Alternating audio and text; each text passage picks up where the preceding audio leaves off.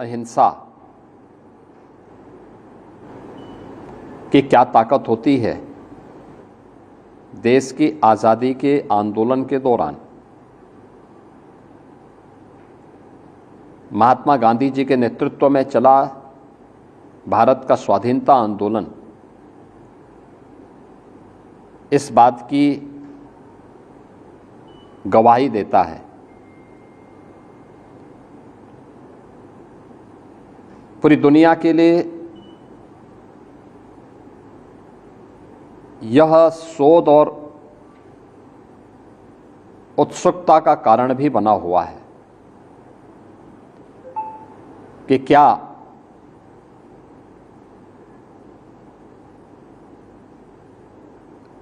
केवल सत्य और अहिंसा के मार्ग का अनुसरण करके ही आज़ादी पाई जा सकती है। लेकिन भारत ने वह करके दिखाया। यही नहीं, भारत की स्वाधीनता आंदोलन में राष्ट्रपिता महात्मा गांधी का पदार्पण जिन मूल्यों और मुद्दों के आधार पर हुआ था, उसमें स्वदेशी का एक महत्वपूर्ण भूमिका है। स्वदेशी कैसे समाज को एकता के सूत्र में बांधने का कार्य कर सकता है और कैसे विदेशी हुकूमत की जड़ों को उखाड़ फेंक देता है। भारत का स्वाधीनता आंदोलन सत्य और अहिंसा के मार्ग का अनुसरण करते हुए, स्वदेशी का अवलंबन करते हुए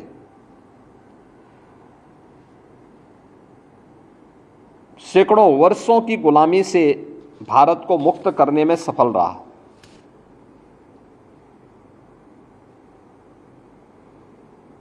इसके साथ ही राष्ट्रपिता महात्मा गांधी स्वच्छता के भी पक्षधर थे। उन्होंने स्वच्छता के प्रति समाज का आह्वान किया था। अनेक बड़े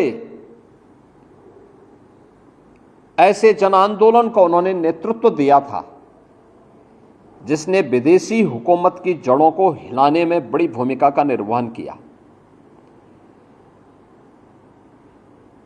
आज मुझे बताते हुए प्रसन्नता है कि बापू के सपने को साकार करने के लिए स्वदेशी प्रधानमंत्री मोदी जी के नेतृत्व में देश और दुनिया के लिए एक मॉडल बन रहा है और भारत की ताकत का एहसास कर रहा है। उत्तर प्रदेश में 1 डिस्ट्रिक्ट 1 प्रोडक्ट का जो हमारा अभियान है और सफलता की एक नई ऊंचाई को प्राप्त कर रहा है। इसके साथ ही स्वदेशी अब केवल खादी तक नहीं है,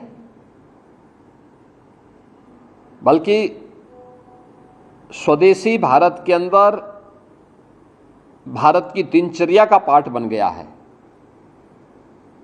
जिसके बारे में प्रधानमंत्री जी बार बार कहते हैं, छिप से शिप तक कि हमारी यह यात्रा आज भारत के स्वदेशी और आत्मनिर्भर होने की गारंटी दे रहा है।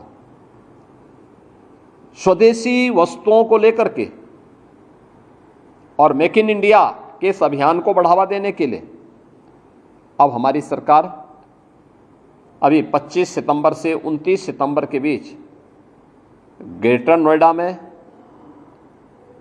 हम लोगों ने यूपी इंटरनेशनल ट्रेड शो का आयोजन किया था।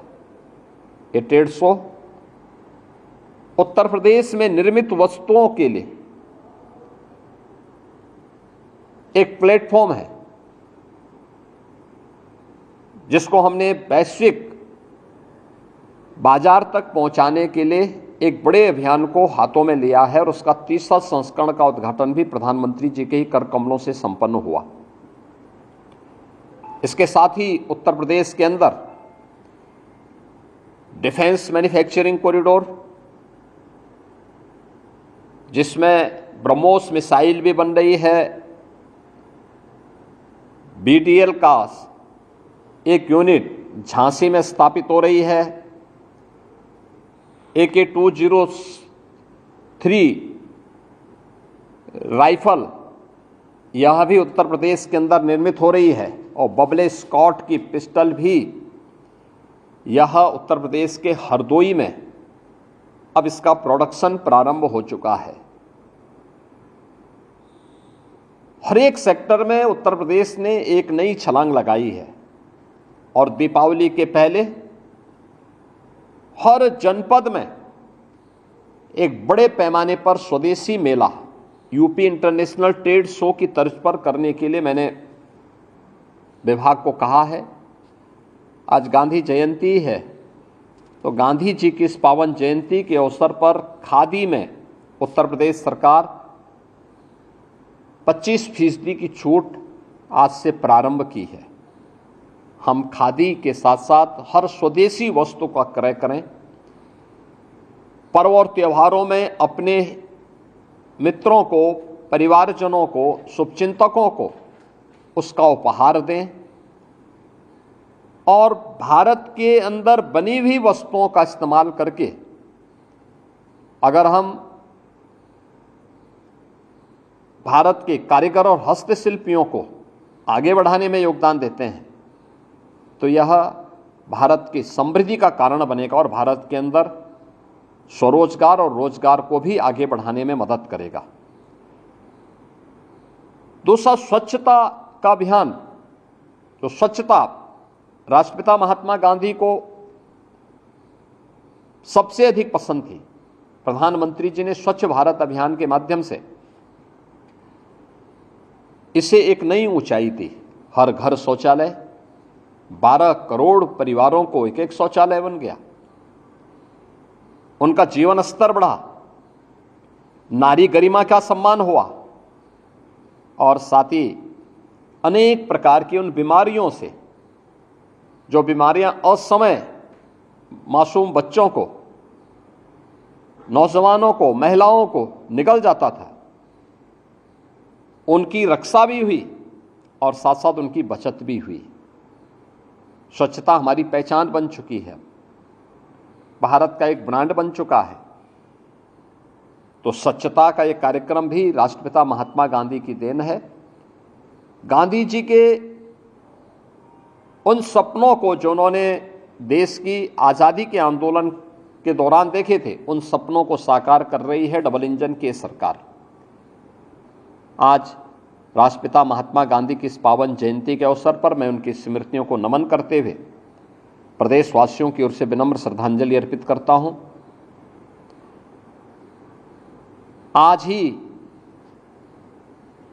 देश के द्वितीय प्रधानमंत्री